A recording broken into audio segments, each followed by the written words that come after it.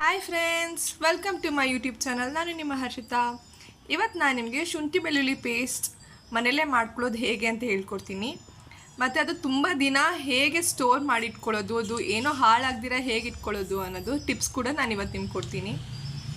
ಬನ್ನಿ ಹೇಗೆ ಮಾಡ್ಕೊಳ್ಳೋದು ಅಂತ ನೋಡೋಣ. ಬನ್ನಿ ಫ್ರೆಂಡ್ಸ್. ನೋಡಿ ಫ್ರೆಂಡ್ಸ್, ಶುಂಠಿ ಬೆಳ್ಳುಳ್ಳಿ ಪೇಸ್ಟ್ಗೆ ನಾನು ಈ 1/4 kg ಬೆಳ್ಳುಳ್ಳಿ ತೊಗೊಂಡಿದ್ದೀನಿ. ಶುಂಠಿ ಒಂದು 100 ಗ್ರಾಮ್ ಅಷ್ಟು ತೊಗೊಂಡಿದ್ದೀನಿ. ಮತ್ತು ಚಕ್ಕೆ ಲವಂಗ ಕೂಡ ಹಾಕ್ಕೊತಿದ್ದೀನಿ. ಅದು ಲೈಟಾಗಿ ಇವಾಗ ನಾನು ಶಾಲೋ ಫ್ರೈ ಮಾಡಿದ್ದೆ, ಅರ್ಧಂಬರ್ಧ ಹುರ್ಕೊಂಡಿದ್ದೀನಿ. ಇದಕ್ಕೆ ಚಕ್ಕೆ ಲವಂಗ ಹಾಕೋದ್ರಿಂದ ತುಂಬ ದಿವಸ ಅದು ಸ್ಟೋರ್ ಮಾಡ್ಕೊಳ್ಬೋದು ಮತ್ತು ಅದು ಹಾಳಾಗಲ್ಲ. ಇದು ಘಮನೂ ಚೆನ್ನಾಗಿ ಬರುತ್ತೆ ಅಂತ ನಾನು ಇದನ್ನು ಹಾಕ್ಕೊತಾ ಇದ್ದೀನಿ. ಬನ್ನಿ ಹೇಗೆ ಮಾಡ್ಕೊಳ್ಳೋದು ನೋಡ್ಕೊಳ್ಳೋಣ. ಇದಕ್ಕೆ ನಾನು ಸ್ವಲ್ಪ ಕಲ್ಲುಪ್ಪು ಕೂಡ ಹಾಕ್ಕೊತೀನಿ. ಸ್ವಲ್ಪ ಎಣ್ಣೆ ಹಾಕ್ಕೊಂಡು ಗ್ರೈಂಡ್ ಮಾಡ್ಕೊಳ್ಳೋಣ. ನೋಡಿ ಫ್ರೆಂಡ್ಸ್, ನಾನು ಇವಾಗ ಸ್ವಲ್ಪ ಕಲ್ಲುಪ್ಪು ಹಾಕ್ಕೊಂಡಿದ್ದೀನಿ.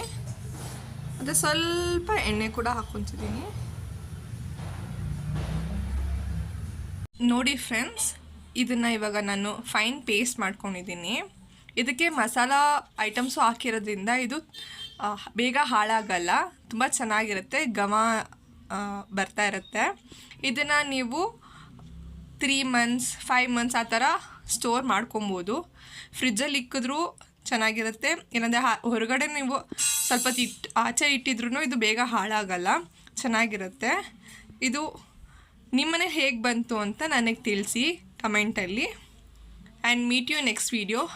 ಬಾಯ್ ಬಾಯ್.